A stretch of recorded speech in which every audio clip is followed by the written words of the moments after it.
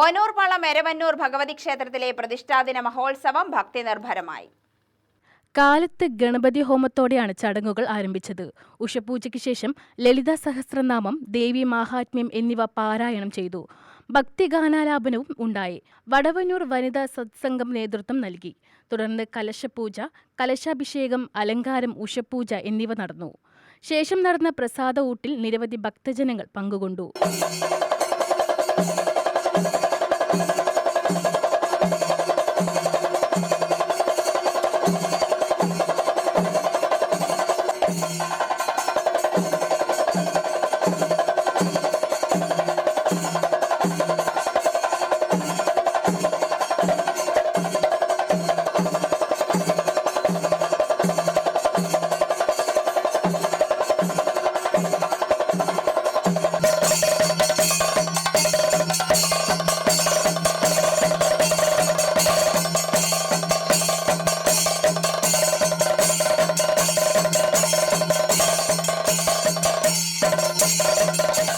വൈകിട്ട് ദീപാരാധന, ഭഗവതി സേവ എന്നിവയും അത്താഴപൂജ, ഗുരുതി എന്നിവയും ഉണ്ടായി.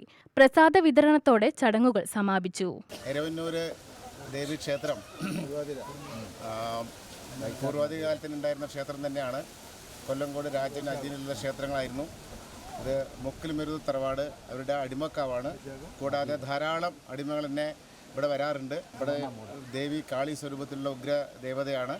ഉപദേവതകളായിട്ട് ഗണപതിയുണ്ട്, നാഗങ്ങളുണ്ട്. എല്ലാവിധ പൂജകളും ഇവിടെ ചെയ്യാറുണ്ട്. പ്രതിഷ്ഠാ ദിനം വളരെ ഗംഭീരമായിട്ട് വർഷത്തിലൊരിക്കൽ ആഘോഷിക്കാറുണ്ട്.